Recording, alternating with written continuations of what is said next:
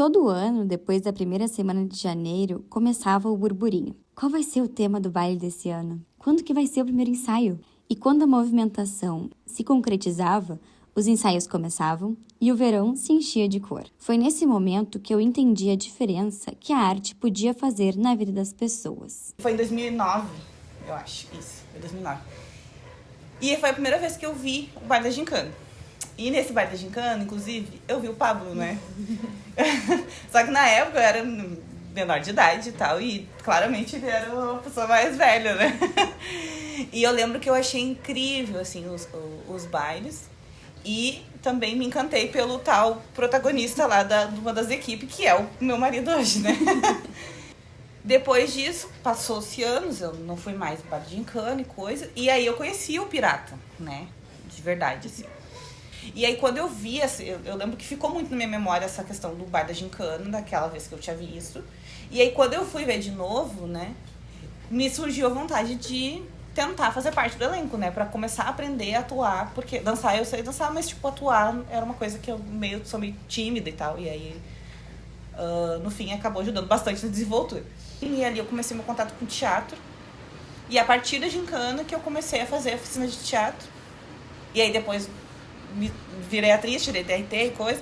A gente depois fez um grupo aqui na cidade.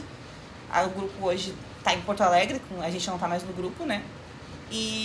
Mas enfim, aí foi a partir da Gincana que eu comecei a ter mais contato com a parte artística, assim. Perfeito. Também porque é a única coisa artística que tem aqui na cidade acontecendo, né? Geralmente. Olá, eu sou a Bárbara Vencato e esse é o Além da Tarefa, um podcast sobre gincana, charqueadas e como esse evento mexe com essa comunidade. Foi morando em Pelotas e vivenciando a efervescência de arte dessa cidade que um questionamento veio muito forte para mim. Nós temos artistas em charqueadas. Por que a cidade não aproveita o movimento artístico o ano todo? Refletindo sobre isso, é fácil lembrar que muitos desses artistas charqueadenses iniciaram na Gincana. Por isso, fui conversar com 2 deles. Eu sou Marina Cabral, eu sou empresária hoje, né? Dou aula de polifitness, polisport, também conheci. Dança de salão, tenho um estúdio aqui em Charqueadas, o Nebula Polifitness Studio, que tem não só o poli, né, como atividade, né? Tem outras danças, outros profissionais que vão lá dar aula. Eu tenho 31 anos. Eu sou Pablo Bertol, eu tô hoje com 40 anos.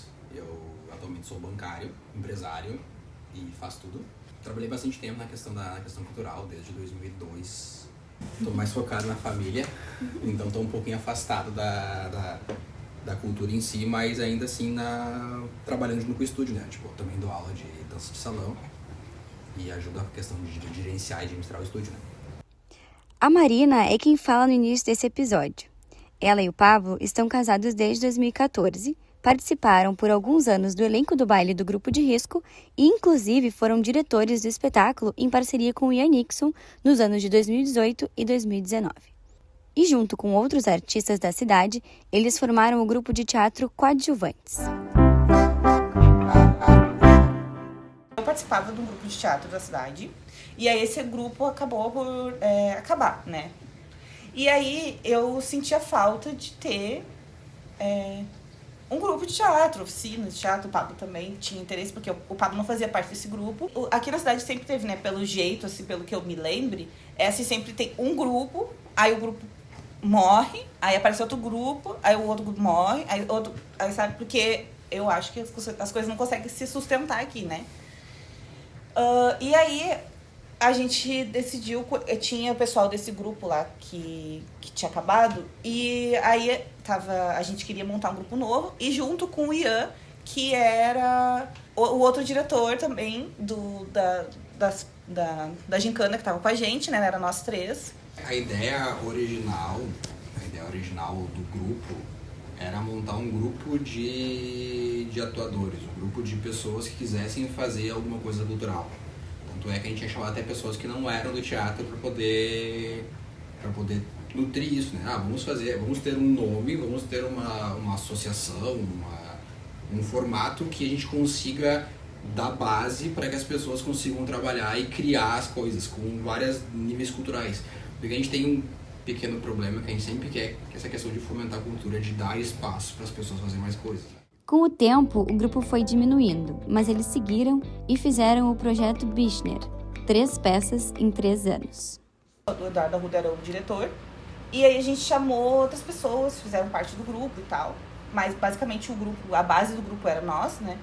E ali a gente completou a primeira peça, não com auxílio da prefeitura, porque a gente tentou auxílio da prefeitura todas as vezes e nunca a gente conseguiu nada. Eu não vou dizer que a gente não conseguiu nada, porque uma vez a gente conseguiu um ônibus, mas depois eu te conto essa história. Mas assim, a gente nunca teve apoio nenhum da prefeitura. A gente procurava espaços para ensaiar, tipo assim, uma semana era num lugar, outra no outro, pedindo para as pessoas abrir o espaço para nós, né? E aí a gente começou a construir esses cenários, essas coisas, figurino e tal. E a gente conseguiu patrocínio de empresas, aí então foi empresa privada que ajudou a gente. E a gente montou a primeira peça no primeiro ano. Aí no segundo ano a gente também montou outra peça, porque a ideia era fazer as 3 peças pra gente ter um currículo, né? E pra gente poder ir apresentar em vários lugares e vender essas peças, né? E aí a gente, no segundo ano foi mais difícil de conseguir patrocínio. A gente fez empréstimo e tal, tipo assim, sabe? A gente queria fazer acontecer um negócio. E, tipo, a gente não tava recebendo nada por isso. Eu não recebi nada. A gente não recebeu nada de apresentação, de nada. Todo o dinheiro que entrava era pra pagar as contas, sabe? A gente conseguiu um prédio emprestado. E aí ali, pelo menos, a gente não pagava aluguel, né? A gente pagava luz e tal, e água. Mas o aluguel a gente não pagava. E aí foi assim, esses 2 anos. Aí chegou a pandemia. Aí a gente teve que trancar tudo. Várias questões psicológicas e tal. E aí a gente tentou se adaptar, a gente se adaptou, assim, né? A gente conseguiu fazer alguns editais de entregar vídeo, coisa, na época da pandemia. Foi o que a gente conseguiu para pagar também o empréstimo. Depois disso, eu fui voltar meus olhos para outra coisa, para outros projetos. Mesmo com essas dificuldades, o grupo participou de alguns festivais e ganharam diversos prêmios. Além disso, eles conseguiram 2 editais de incentivo para apresentar o primeiro espetáculo em Porto Alegre. Mas a falta de apoio continuava sendo um desafio. A própria subsistência do grupo, ela tem muito a ver com essa questão da cultura de não ter cultura, né? Isso. Porque a gente começou com um grupo grande, uma ideia de montar uma coisa, juntou com pessoas que estavam atuantes, pessoas que estavam fazendo oficina, que estavam fazendo teatro, que tinham acabado de apresentar espetáculos, trabalham com dança e fazem apresentação, que dão aula. E quando a gente sentou no grupo para conversar, esse grande grupo que era umas 13, 14 pessoas, quando a coisa começou a ficar um pouquinho mais séria, e quando eu digo mais séria, também mais dolorida, as pessoas começaram a abandonar. E daí vem aquele N desculpas do porquê que tá abandonando, porque não pode, né? E daí esse grande grupo de 14 pessoas que baixou para 3, e o dolorido do tentar fazer, tentar gerir um grupo, é que como tu não tem um apoio, tu não tem o financeiro, tu tem que trabalhar nas tuas horas vagas, tu acaba, tipo, tu tem as tuas 6, 8 horas de CLT ou de empresário, e depois é o tempo livre que tu tem, tu vai ensaiar, tu vai estudar, tu vai montar a coisa, tu vai confeccionar, e tudo isso acaba exigindo muito de ti, e as pessoas não têm esse ímpeto, e acaba que eles vão deixando o projeto e vão abandonando. Não tem espaço, não tem um teatro pra gente apresentar. Quando a gente foi fazer... Porque a nossa ideia, aí quando a gente montou esse projeto, eram peças híbridas, né? Que a gente pudesse apresentar na rua e no teatro. Por que a gente precisava apresentar na rua? Porque em Encharcada não tem um teatro municipal. A gente não tem um espaço no teatro pra apresentar, seja dança, qualquer coisa que a gente quiser apresentar. Aí a gente foi tentar fazer bilheteria pra gente pagar esses custos. Como eu disse, a gente fez bingo, fez coisa e fez a apresentação em Encharcadas também. E encheu o lugar, entendeu? Porque, tipo, as pessoas querem assistir teatro, sabe? Só que, como eu disse, a gente até depois teve que parar de apresentar aqui, porque as pessoas, o espaço que tinha, que era lá no Tiradentes, não tem como escutar. Então a gente tinha que gritar para as pessoas escutar, e mesmo assim não tem uma acústica própria pra isso, entende? Então, tipo, não tinha espaço na cidade pra gente conseguir apresentar.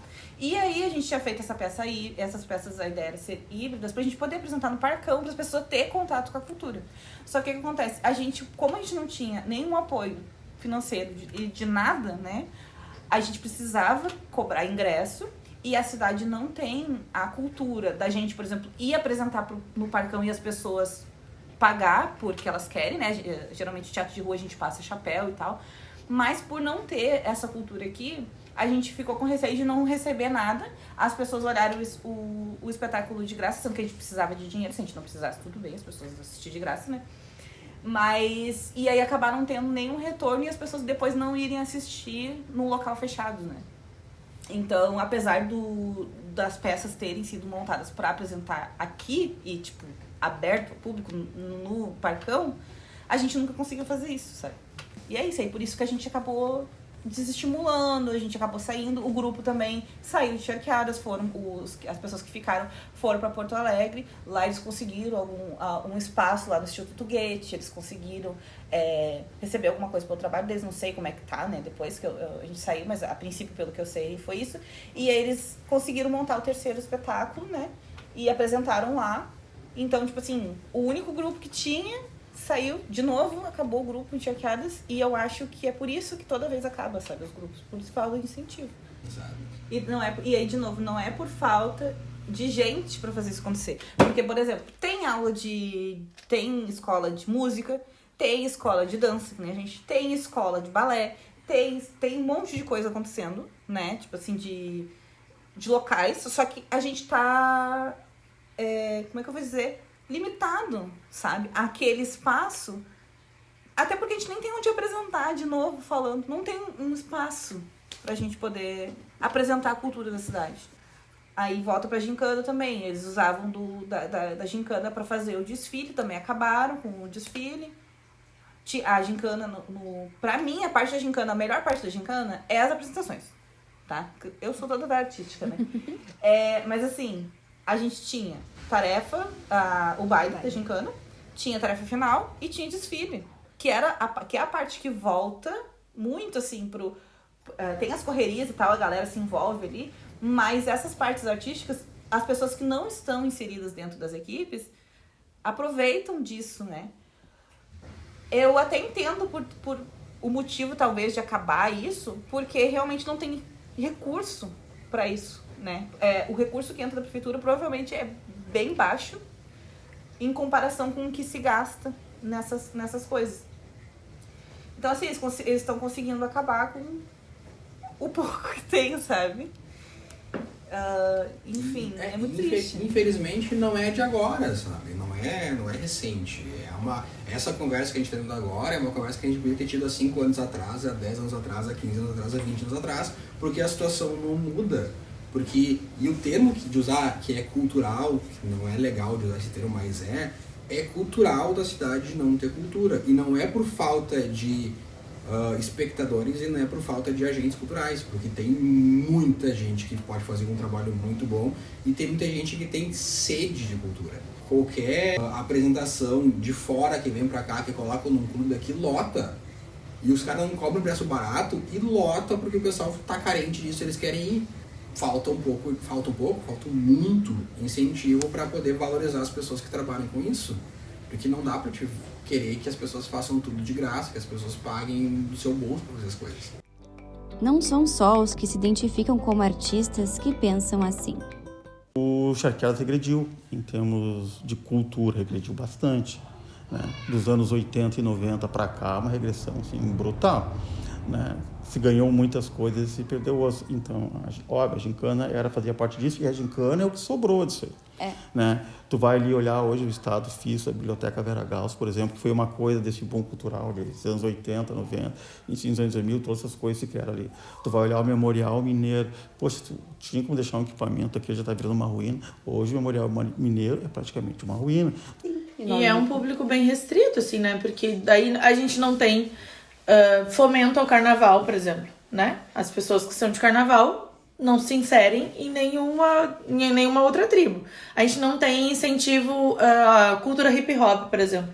As pessoas que são de hip hop ficam ainda à margem da cidade. Então, não se tem cultura para todo mundo. Se tem para 2 públicos. Porque os bailes em si, os teatros musicais, enfim, que as equipes apresentam, tem muito valor social, né? Não só... tem temas, assim, muito importantes. A gente já teve diverso, assim, que poderia ser apresentado fora ali do baile do Gincana, mas não foi, não. Até o TNC esse ano trouxe um baile muito legal, assim, para criança também, que poderiam, né, ir para as escolas, que seja, Dia das Crianças também, mas não teve esse acolhimento de novo, né. Relembrando, esses que acabaram de falar são o João Guerreiro, a Roberta Vencato, da equipe Grupo de Risco, e por último, a Roberta Lindner, da equipe TNC. Nessa pesquisa, encontrei 2 frentes de trabalho que podem, se quiserem, mudar essa situação. A primeira é a entrada do município no Sistema Estadual de Cultura, que é destinado à articulação, à promoção, à gestão integrada e à participação popular nas políticas públicas culturais.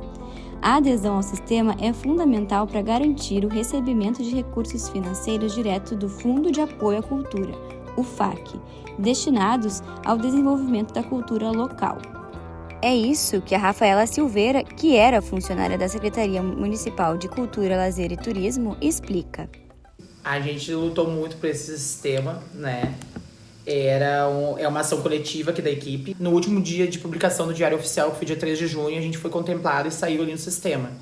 E aí agora, dia 30, a gente tem um curso do Sistema Nacional. A gente tá no estadual e aí tem alguns documentos que faltam do nacional. Porque tu consegue participar de vários editais, consegue buscar várias verbas. Um exemplo é o FAC, que teve agora no estado.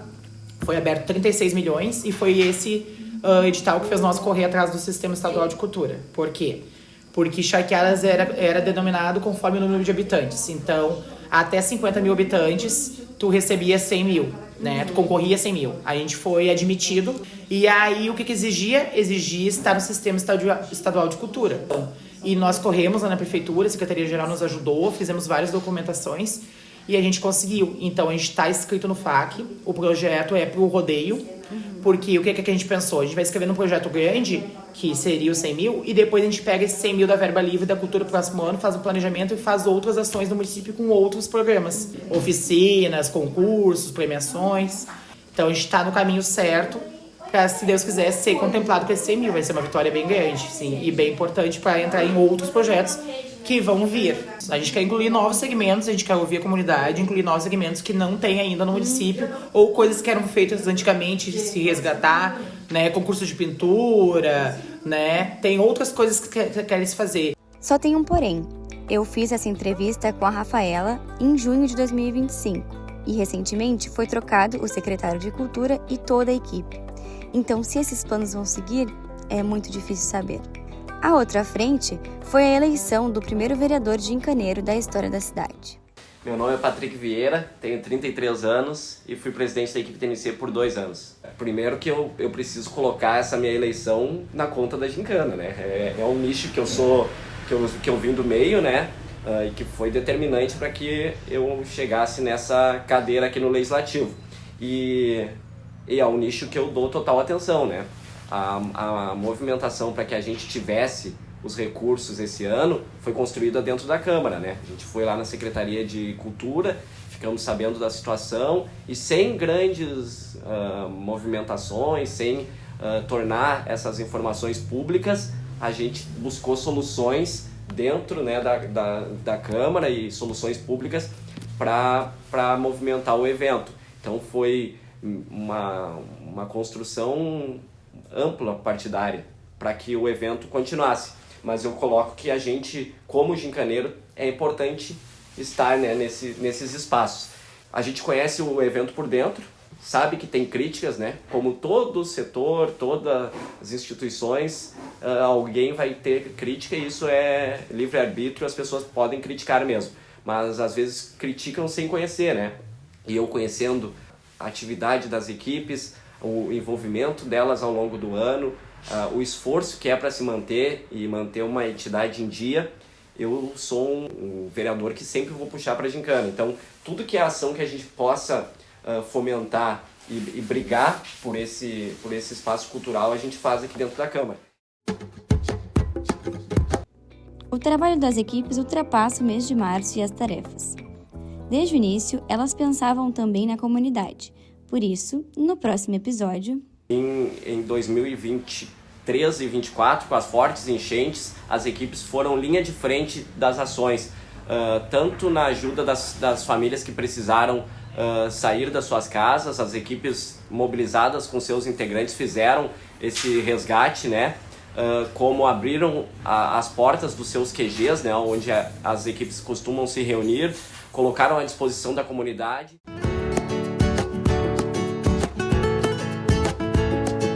Meu nome é Bárbara Vencato, sou graduanda do curso de jornalismo da Universidade Federal de Pelotas e charqueadense. Esse é o Além da Tarefa, meu trabalho de conclusão de curso, totalmente produzido por mim, com orientação do professor Felipe Adam. Muito obrigada por ouvir até aqui.